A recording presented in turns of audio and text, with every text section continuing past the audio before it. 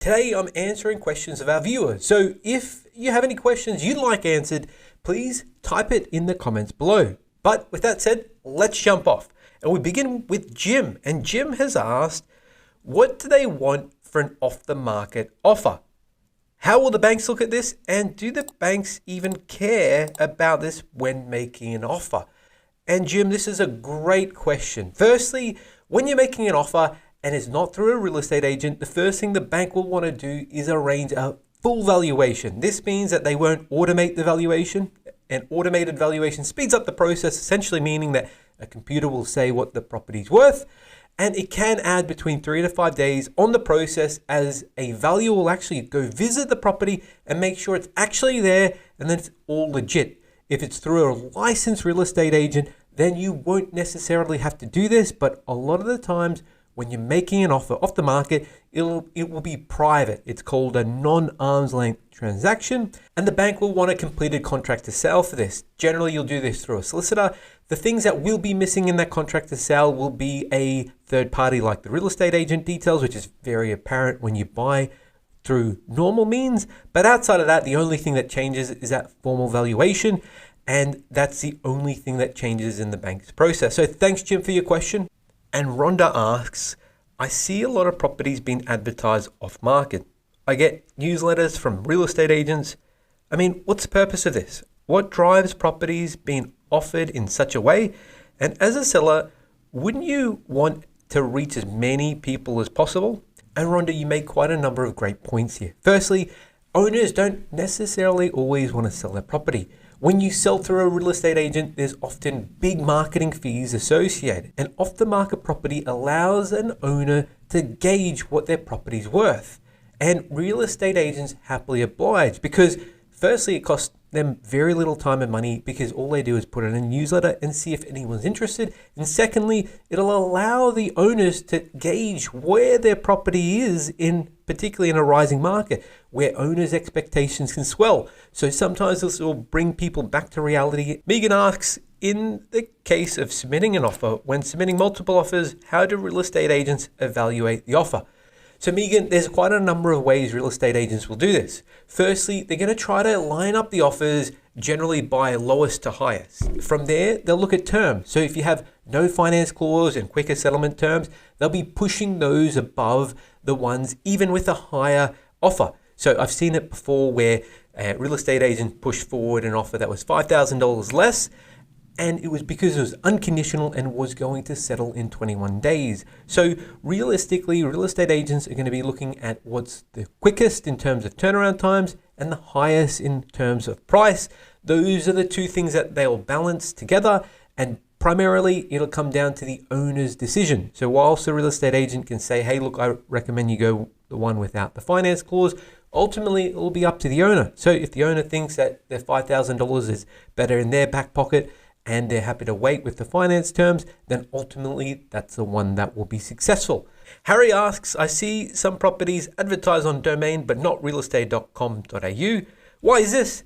Realestate.com or Domain, what's the difference? And this ultimately comes down to the owner because the owners will have to pay marketing fees. And marketing fees include a cost to put their property on such sites.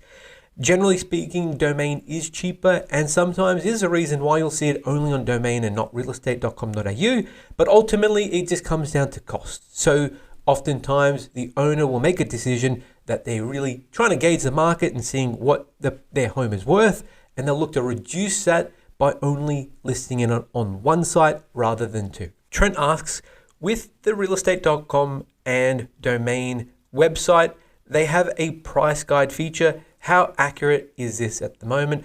What I'd recommend here is that you never take those price guides literally. They're really just a guide and a gauge on where the market is at the moment. A lot of those features are based on old data because typically they'll need the data to be confirmed. So settlements can take between 30 to 60 days to settle and for that data to become available in the analytics. And in all honesty, if you become a suburb expert, you'll actually know what the type of property in the area is worth more than any analytics.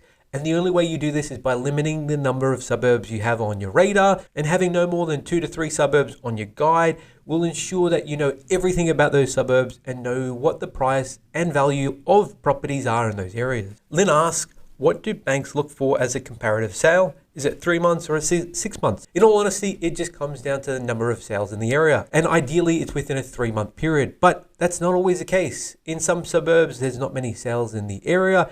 And what can happen is that those sales evidence can be more than 1 year old. So there's no science to this. Chloe asks, interest rates are going up. What's a sensible figure to adopt when I'm doing the repayments on a calculator online and trying to be conservative? You're wanting to be like the banks will put a 3% buffer on the interest rate you're on. So if you're currently on, let's call it 3.5%, if you add 3% to that, then it's 6.5%. And that's a figure you can use in your calculator. And Lisa asks, with houses that go on the market as an expression of interest, how do I know what the price of the property is actually worth? The trouble with property is that property is only worth as much as someone's willing to pay.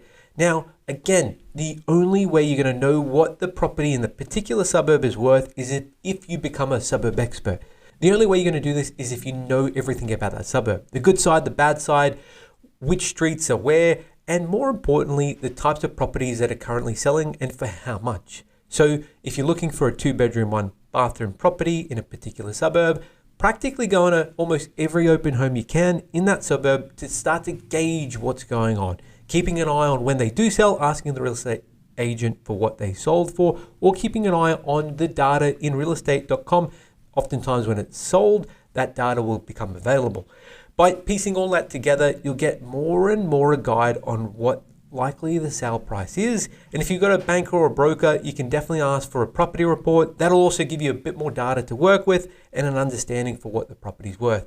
But ultimately, when you become a suburb expert and you know everything that's going on in the suburb, you'll know more than even the real estate agent does, because ultimately the market is forever changing. And typically within 2, 4, and 6 weeks, what was previously selling for can be completely different to where the current market is. So keeping your finger on the pulse and knowing what's happening in the market will ultimately ensure that you get the best value and know exactly what's happening with the market. So you pay a price which the property is actually worth. And ultimately you're also covered, because remember that the banks will also be completing evaluation. So if you go way over the mark, you'll be also getting a second opinion from their valuer to make sure it's still within the market guideline. Here at Hunter Galloway, we get home loans approved. So if you live in Australia and looking for a great mortgage broker, we can help.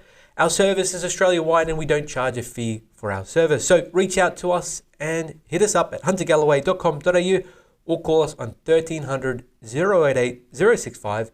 Thanks for watching, and until next time,